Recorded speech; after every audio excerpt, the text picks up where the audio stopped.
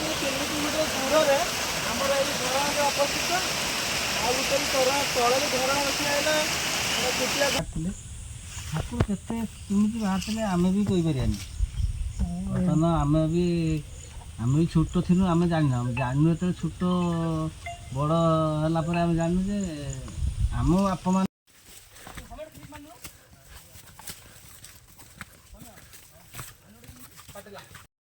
Back to my YouTube channel Babul lifestyle. आम बर्तमान कौटी जाऊँ आस देखा आग को देखिए चलो।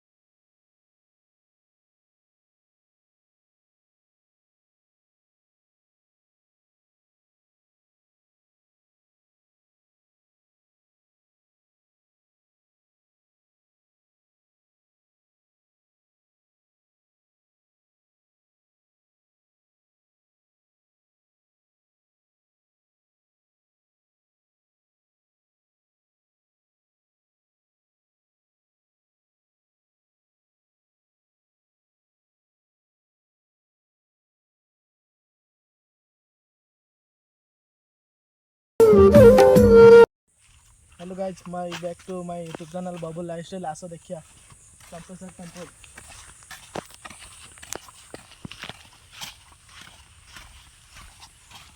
एठी हमर शिव अछंती, शिव धरी जुआर हे पड़िया।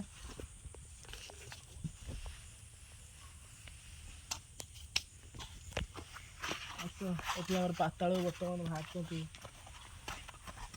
तंपेश्वर टेम्पल।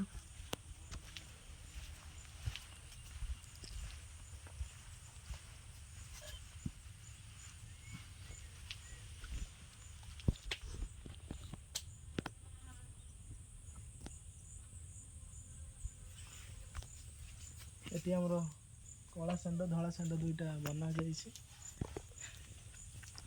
से पटू देखने सामने भल देखा दियो जूता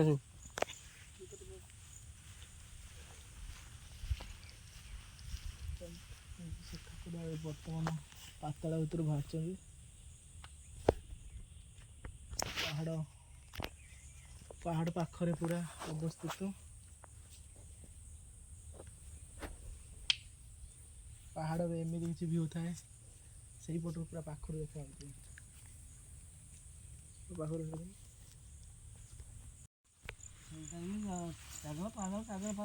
तार बारी बेस लोग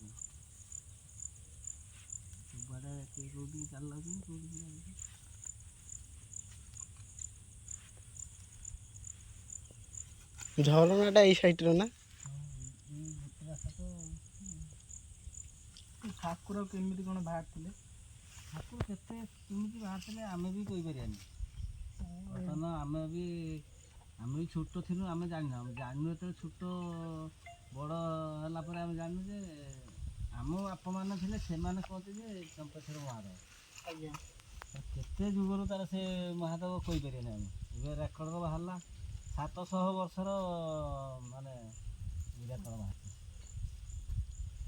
700 ବର୍ଷ तुम छुआ मन जान ये पूजा हो छोट मान छोट हेतु है कदरू जानी ये रास्ता नाला जमा रास्ता ना खाली माने गली बाट बण थिला जंगल टा पूरा जंगल था भिड़की था पूरा यहीटा रास्ताटा हूँ आम गाँ वाला सब बस मीटिंग कर सब रास्ता खोला है मैंने रास्ता नाला आगु से खाली माने चला रास्ता थिला जंगल को आसती जाल काठ ये भल मत नहीं जाती से मैंने देखिए कहल बोधे हाँ से देखने सी आम बधीर अच्छा नना अच्छा बधी नना से माने पूजा करते आसती केवल मकर दिन आसिए जागर दिन आसिए आउ अन्न दिन कौ दिन आसती जंगल भितर पूरा माने जानी हो नथिला एठी अछंती बोली महादेव आम छोट बेले बापा सारा आसे ना बापा कहती इठी महादेव अछंती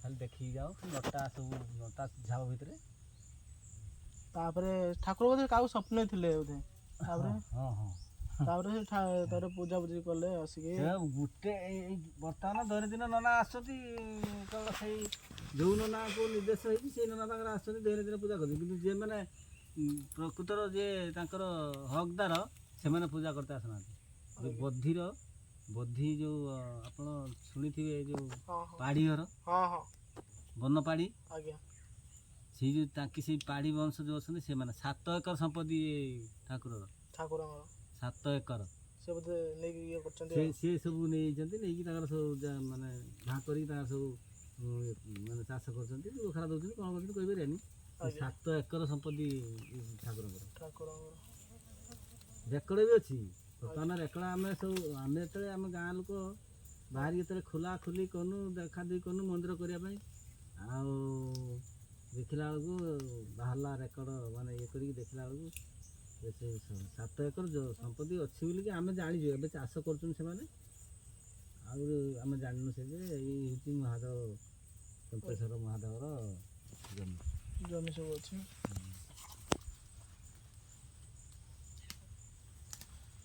ସୋମବାରିଆ ଖାଲି ଭିଡ଼ ହୁଅନ୍ତି ସୋମବାରିଆ ମଙ୍ଗଳବାରିଆ ଶନିବାରିଆ ସବୁ ଦିନ ହୁଅନ୍ତି ଏଠୁ ବହୁତ ଦୂରରୁ ଆସିଥିବେ ସବୁ ଭକ୍ତ ବହୁତ ଦୂର ଜାଗର ଦିନ କେତେ ଭିଡ଼ ରୁହେ? ଜାଗର ଦିନ ତ ପୁରା ମାନେ ଫୁଲ ମାନେ ଏକବାର ପାଖରୁ ଜାଗର ସକାଳ ପର୍ଯ୍ୟନ୍ତ ଲୋକ ଦୋକାନ ଫୋକାନ ପଡ଼େ ଏଇଟା ଦୋକାନରେ 500 ପରେ ଲୋକ ରହନ୍ତି ଜାଗର ଜାଳନ୍ତି ରାତିରେ ଖାଲି ରାତିରେ ଜାଳନ୍ତି 500 ଜଣ ଦିନର ତାହେଲେ ତ ହେଇଥିବେ ଦିନ 5,000 ଭିତରେ ବେଶୀ ହଁ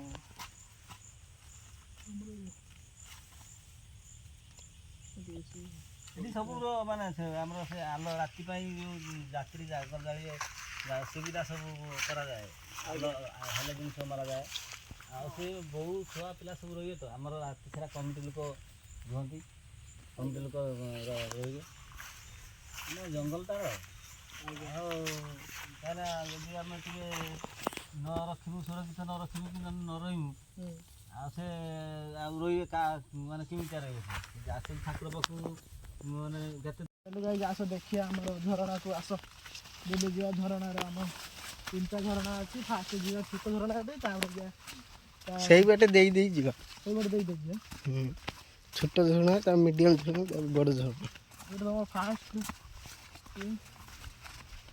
ଦେଖିକି ଯିବା ଏପଟରେ ଭାଲୁ ଥାଇପାରନ୍ତି ହାତୀ ବି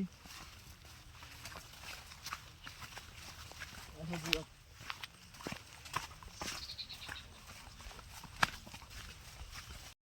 ଆମେ ବର୍ତ୍ତମାନ ପହଞ୍ଚୁଛୁ ଝରଣା ପଥର ଏଇଟା ଛୋଟ ଝରଣାଟା ଆଗକୁ ଅଛି ଆମର ବଡ଼ ଝରଣା ଆସ ଆମେ ଯିବା ବଡ଼ ଝରଣାରେ ଦେଖିବା ଦେଖିକି କିଛି କରିବା ତାପରେ ଆମର ଖାଉଛନ୍ତି 3 କିଲୋମିଟର ଚାଲି ଆଇଲୁଣି ବଡ଼ ଝରଣାଟା ଏତେ ଧରି ଭାଇ ଦେଖନ୍ତୁ ଝରଣା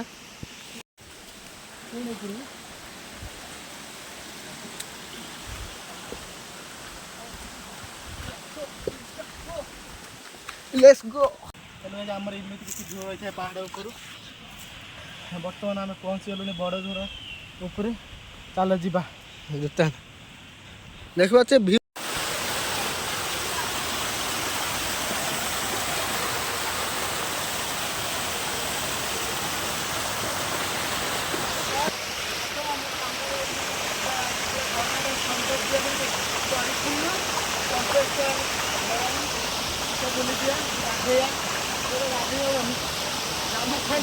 ଗୁଡ଼ ଖସୁଛି କିନ୍ତୁ ଅଲଗା ପ୍ରକାର ପାହାଡ଼ ଉପରୁ 3 କିଲୋମିଟର ଦୂରରେ ଆମର ଏଇ ଝରଣାରେ ଅବସ୍ଥିତ ଆଉ ଗୋଟେ ତଳରେ ଝରଣା ଅଛି ଆସିଲା ଛୋଟିଆ ଝରଣା ଚାଲ ଗାଧା ପଛରେ କଥା ଗାଧେଇ ଭିଡ଼ିଓ ବନ୍ଦ କରୁଛୁ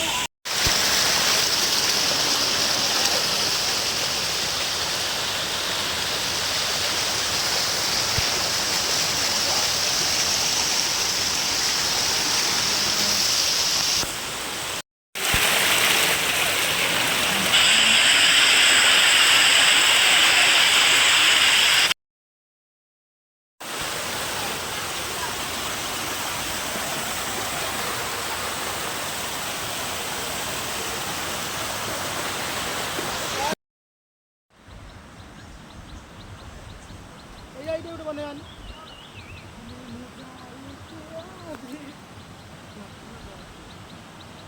ଗାଧେଇକି ବହୁତ ମଜାମସ୍ତି କରିକି ଏବେ ଆମେ ଘରକୁ ଯାଉଛୁ। ଆସୁଛୁ ଗାଧେଇ ସବୁ କାମ ସାରିକି ଆମେ ବର୍ତ୍ତମାନ ଏବେ ତଳକୁ ଯିବା। କ'ଣ ହେଉଛି ଆସିସାରିଲେଣି ଝରଣା ପାହାଡ଼ରୁ କିନ୍ତୁ ଖାଲି ଉପରକୁ ଚଢ଼ତେ ହେଲେ ବହୁତ କଷ୍ଟ ଲାଗୁଛି, ତଳକୁ ଖସେ କିନ୍ତୁ କମ୍ ସମୟ ମାନେ ହାଲକା ଲାଗୁଛି। ଆମ ଫିଲିଂ ଉପରେ ଯେଉଁ ଚଢ଼ିଲେ ତ ବହୁତ କଷ୍ଟ ଲାଗୁଥିଲା। ବହୁତ ରାସ୍ତା ହେଇଛି, ଜଙ୍ଗଲ ରାସ୍ତା। ବାପରେ ଏଇଠୁ ଆମର ଝରଣାଟା ହେବ ପ୍ରାୟତଃ 3 କିଲୋମିଟର ଦୂର। ସେତିକି ବାଟ ଆମେ ଉପରକୁ ଚଢ଼ି ଯାଇଥିଲୁ ଗାଧୋଇ ଗାଧିକି ଆମେ ବର୍ତ୍ତମାନ ଆସିଗଲୁଣି 1.5 କିଲୋମିଟର ପାଖାପାଖି ଆସିଲାଣି। ଆଉ ଅଳ୍ପ ବାଟ ଅଛି। ଅଳ୍ପ ବାଟ ପରେ ଆମର ଚମ୍ପେଶ୍ୱର ମନ୍ଦିର ପାଖରେ ଆଉ ଥରେ ଠାକୁର ଜୁହାର ହେଲେ ଆମେ ଯିବା ଏବେ ଘରକୁ। ଆଉ ଆସ କ'ଣ ହେଉଛି କ'ଣ ଚାଲିଛି ବର୍ତ୍ତମାନ ଟିକେ ବୁଲି ଆସିବା।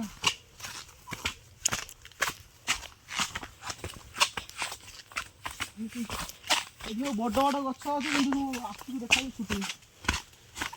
ଏତେ ଜଙ୍ଗଲ ଉପରେ ଏତେ ବଡ଼ ବଡ଼ ଗଛ, ଖାଲି ପଥର ଦେଖି ଯାଇକି ଆସିବେ ନା ଝୁଣ୍ଟିକି ପଡ଼ିବେ। ଝୁଣ୍ଟିକି ପଡ଼ି ସେ ପାହାଡ଼ ଝରଣା ହାତରୁ ବି ଦେଖିକି ଯିବେ ଗାଧୋଇ।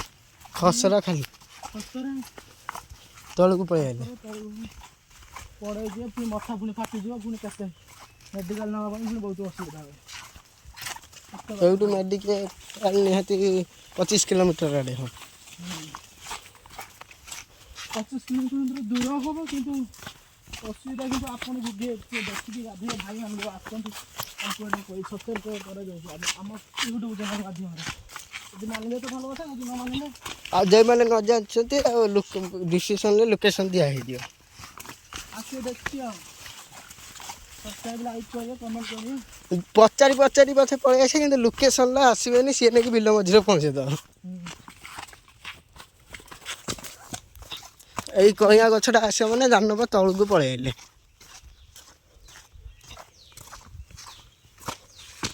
ଆଉ ବର୍ତ୍ତମାନ 500 ମିଟର ନା ଆହୁରି 1 କିଲୋମିଟର ନେବେ। 1 କିଲୋମିଟର ଆହୁରି ବର୍ତ୍ତମାନ 1 କିଲୋମିଟର ଠିକ୍ ଅଛି। ଏଠି ଯଦି ନ ଖାଇକି ଆସିବେ, ଯାହାର ହଜମ ନ ହେଉଥିବ ଏଇଠି ପଳେଇ ଆସିବ, ହଜମ ହେଇଯିବ ସିଧା। ପେଟ କମେଇବା ପାଇଁ ପେଟ କମେଇବା ପାଇଁ ଥରେ ଉପରକୁ ଥରେ ତଳକୁ ଆସି ଦେଖିକି ଆସିବ। ଏଠି ହେଉଛି ଜଙ୍ଗଲିଆ ରାସ୍ତା, ଆସିନାହାନ୍ତି ଭଲ ପାଉଛନ୍ତି।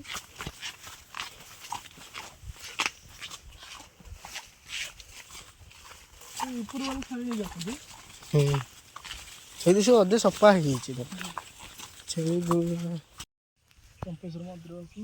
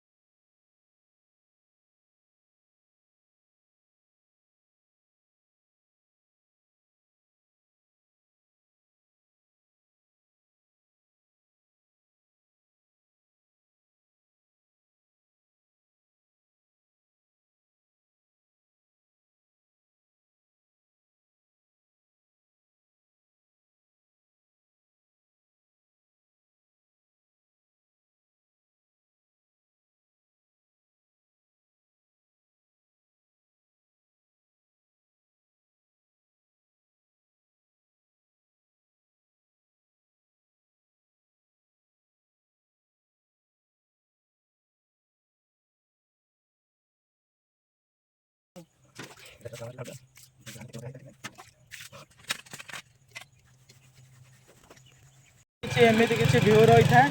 ବର୍ତ୍ତମାନ ଆମେ ଜଙ୍ଗଲରୁ ମାନେ ଠାକୁର ଦର୍ଶନ କରିକି ଆମେ ବର୍ତ୍ତମାନ ଏବେ ଫେରିନୁ। ଏମିତି କିଛି ଉଞ୍ଚା ଖାଲ ଗାଡ଼ି ବହୁତ ସେ ଚଲେଇବାକୁ ପଡ଼ିଥାଏ, ପୁଣି ଆସିଲେ ପୁଣି ଗଡ଼ିବାକୁ ପଡ଼ିଥାଏ।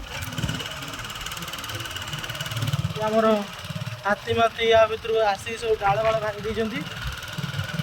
ଏମିତି କିଛି ବର୍ତ୍ତମାନ ଚମ୍ପେଶ୍ୱର ମନ୍ଦିର ଠାରୁ ସେ ରାସ୍ତାଟା କେତେ ବାଟ ହବନି? 2 କିଲୋମିଟର ହବ ନା? ଚମ୍ପେଶ୍ୱର ରାସ୍ତାଟା 2 କିଲୋମିଟର ବର୍ତ୍ତମାନ ହବ। ବର୍ତ୍ତମାନ ଆମର ଜେସିବିରେ ଖୋଳା ହେଇକି ବର୍ତ୍ତମାନ ଚାଲିଅଛି କାମ, ମାନେ ଚାଲିବ ବୋଧେ। ଏଇଟା ୟା ଭିତରକୁ ରାସ୍ତା ହେବାର ଅଛି, ସେଥିପାଇଁ ଦେଖିପାରୁଥିବେ ଜଙ୍ଗଲ କୁକୁଡ଼ା ଦେଖିପାରୁଥିବେ ଆମ ଜଙ୍ଗଲ କୁକୁଡ଼ା ଏଇ ପାଖରେ ଗୋଟେ ଲୁଚି